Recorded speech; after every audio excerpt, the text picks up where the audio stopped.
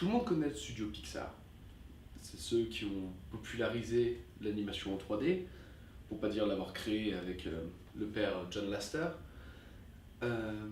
et qui ensuite ont sorti une ribambelle de films, tous plus inventifs les uns que les autres. Le premier étant Toy Story en 93, il me semble.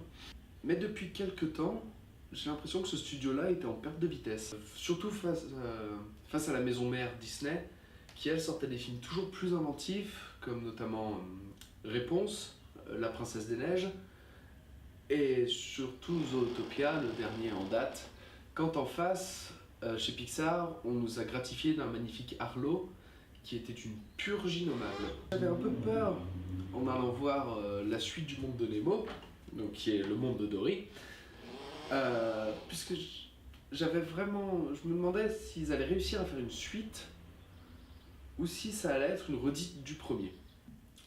Et autant vous le dire tout de suite, c'était vraiment très réussi.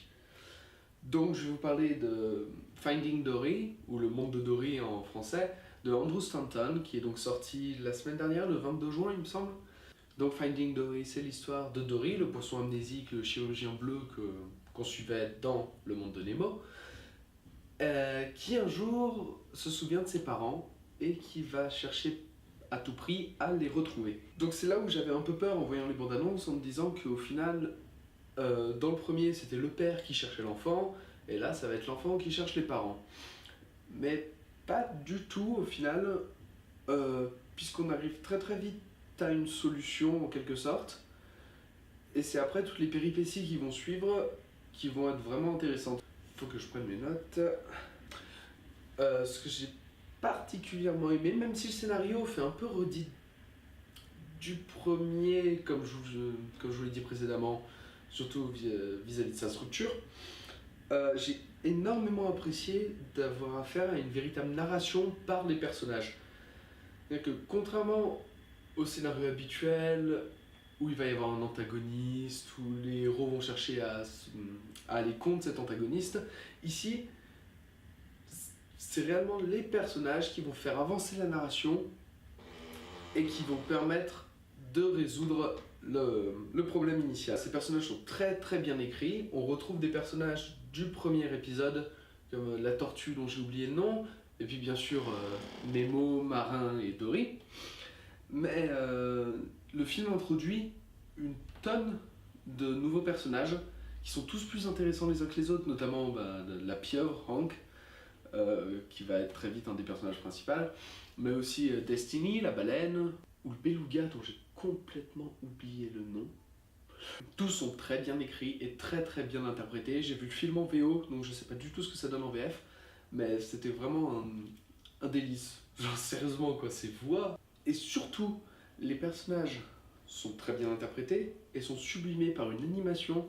C'est là qu'on voit l'évolution entre le monde de Nemo et le monde de Dory.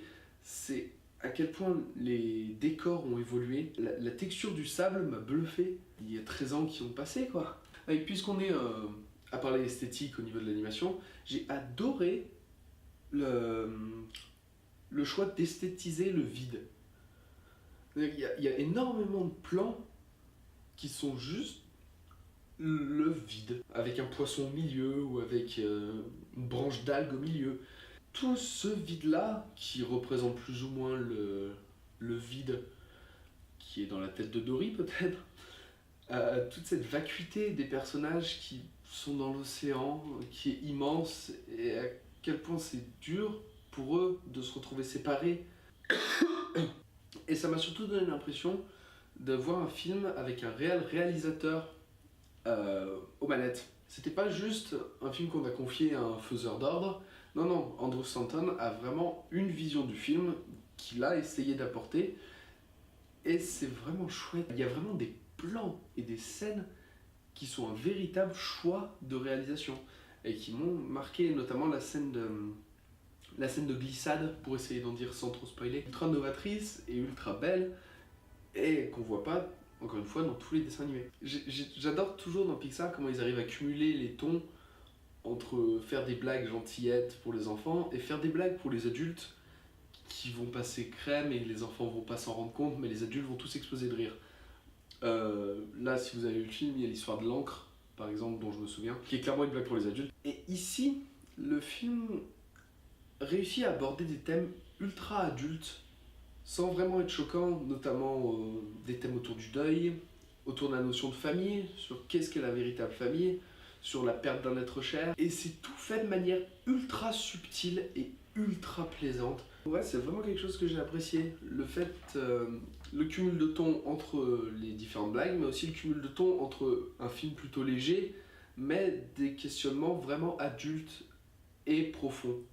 Et c'est fait avec assez d'intelligence pour qu'on puisse rigoler, mais qui est quand même un véritable questionnement derrière, et qui sait peut-être pouvoir aborder après avec des enfants des thèmes qui sont difficiles à aborder comme ceci. Donc vous l'aurez compris, j'ai vraiment aimé ce film, c'était fun, c'était drôle, c'était beau, je manque d'adjectifs pour le qualifier, mais c'était cool.